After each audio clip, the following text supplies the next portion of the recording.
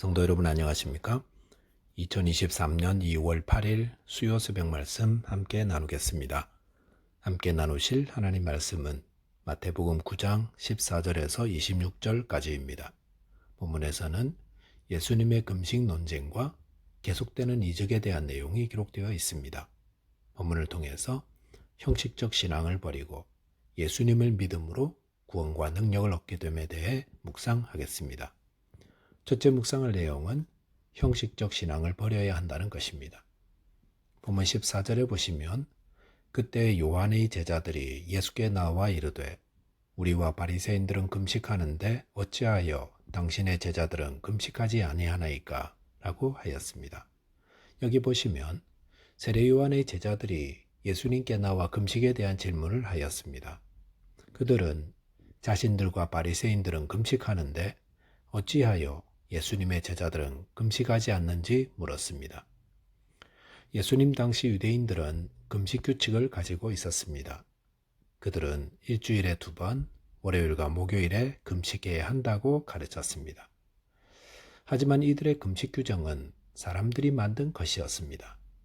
성경 모세 오경에 금식에 대한 가르침은 대속죄일인 7월 10일 하루에만 하도록 규정하고 있습니다.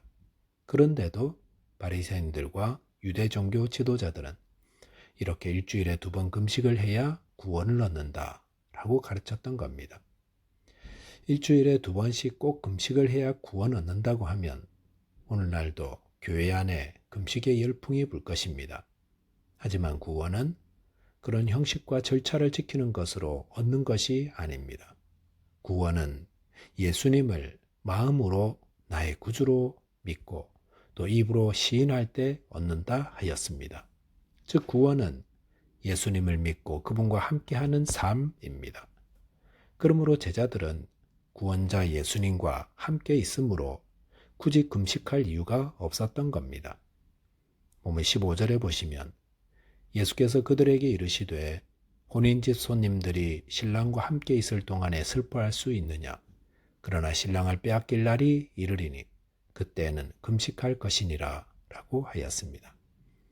예수님은 혼인집 손님들은 신랑과 함께 있을 때는 슬퍼하며 금식하지 않는다 하였습니다. 그 말은 예수님의 제자들은 신랑 되신 예수님과 함께 있으므로 금식하기보다 오히려 기뻐하고 즐거워하다가 그분을 빼앗기게 될 때는 애곡하며 금식하는 거라 하셨습니다. 본문 16절에 보시면 생배 조각을 낡은 옷에 붙이는 자가 없나니 이는 기운 것이 그 옷을 당겨 헤어짐이 더하게 됨이요 라고 하였습니다.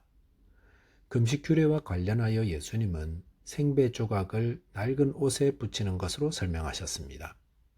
낡은 옷에 생배 조각을 붙이면 당기는 힘이 서로 달라 옷 전체가 망가집니다. 그것은 금식에 대한 좀 더 근본적인 교훈을 말씀하고 있습니다.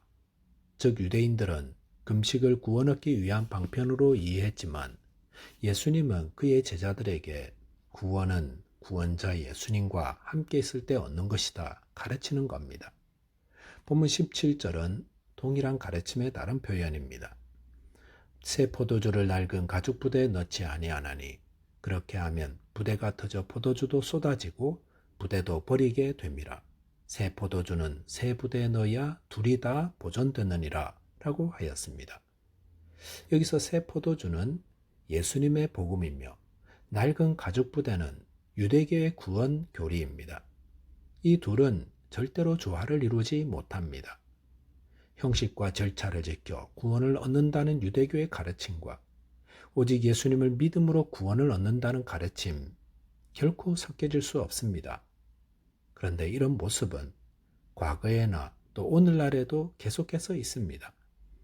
갈라디아 교회는 복음에다가 유대교적 형식을 더해야 구원을 얻는다고 가르쳤다가 바울 사도로부터 어리석다고 책망을 받았습니다.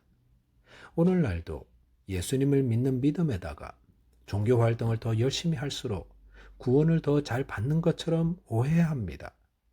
하지만 구원은 오직 예수 그리스도를 믿음으로 얻습니다. 저와 여러분이 믿음으로 얻는 이 구원을 굳건히 붙드시기 바라겠습니다. 두 번째 묵상할 내용은 우리는 믿음으로 구원을 얻는다라는 것입니다.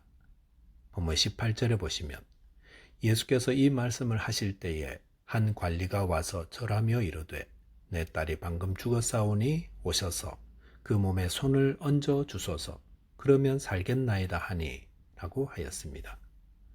세례 요한의 제자들과 금식에 대한 말씀을 하실 때에 한 관리가 왔다고 했습니다. 그리고 자신의 딸이 방금 죽었는데 오셔서 그 몸에 손을 얹어 주시면 살 것이라고 하였습니다. 같은 내용이 기록된 누가복음 8장에서는 이 관리가 회당장 야이로이며 그의 딸이 죽어가고 있다라고 하였습니다. 본문 19절 20절에 보시면 예수님이 회당장을 따라가고 있을 때 12회를 혈루증으로 앓는 여자가 예수님의 겉옷가를 만지는 사건이 일어났습니다. 이 여인이 예수님 겉옷가를 만진 이유에 대해 21절에 보시면 이는 제 마음에 그 겉옷만 만져도 구원을 받겠다 함이니라고 하였습니다. 이것은 얼마나 큰 믿음입니까? 본문 22절에 보시면 예수께서 돌이켜 그를 보시며 이르시되 딸아 안심하라 내 믿음이 너를 구원하였다 하시니 여자가 그 즉시 구원을 받으니라 라고 했습니다. 예수님은 이 여인이 고침받은 것이 그녀의 믿음 때문이라 하였습니다. 즉 이 여인은 예수님이 병을 고치는 능력을 가진 분으로 믿었고 또한 그분의 능력은 내가 그분의 겉옷에 손만 대어도 내 병은 나을 거야 라고 믿었다는 것입니다. 이 믿음이 이 여인을 고침받고 구원받게 했다 하였습니다. 예수님께 있는 능력은 어떻게 나타납니까? 그것은 우리가 그분을 믿음을 통해 나타납니다. 예수님 옷이나 몸이 닿은 많은 사람들이 있었는데 이렇게 능력이 나타나서 병의 치유를 받은 자는 이 여인이 처음이었습니다. 예수님의 구원의 능력은 예수님 몸에 닿거나 가까이 가면 자동적으로 나타나는 게 아닙니다.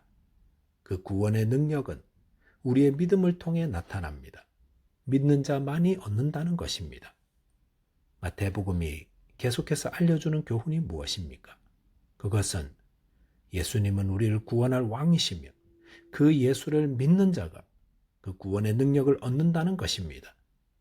우리가 교회에 기계적으로 나오고 예수를 믿는다고 그냥 입술로 주여 주여 한다고 구원 얻는 것이 아닙니다. 구원은 먼저 예수님이 누구신지를 바로 알아야 합니다. 그리고 그 아는 바를 믿어야 합니다. 줄타기 명수가 나야가랴 폭포 양쪽에 줄을 매달고 사람들에게 물었습니다. 여러분, 제가 이 끝에서 저 끝까지 안전하게 갈 것을 믿습니까? 사람들이 모두 그렇다고 대답했습니다. 그래서 또 한 가지를 물었습니다. 여러분, 제가 누군가를 제 목에 무등을 태우고 저 끝까지 안전하게 갈 것을 믿습니까? 사람들은 또 믿는다고 하였습니다. 그러자 물었습니다. 그러면 누가 제 목에 타서 줄을 건너 보시겠습니까? 라고 하자 아무도 나서지 않았다고 하였습니다. 사람들이 정말로 그 사실을 믿었더라면 세계 최고 줄타기 명수와 함께 나이아가라 폭포를 건너는 것은 얼마나 큰 영광이요 기쁨이겠습니까? 우리의 믿음은 어떻습니까? 우리가 정말로 예수께서 하나님의 아들이시여 우리의 삶과 영혼의 구원자이심을 믿는다면 우리의 삶은 근본적으로 변화가 나타날 것입니다. 누가복음 8장에서 회당장 야이로는 예수님 모시고 가던 중 아이가 죽었다는 소식을 집으로부터 들었습니다.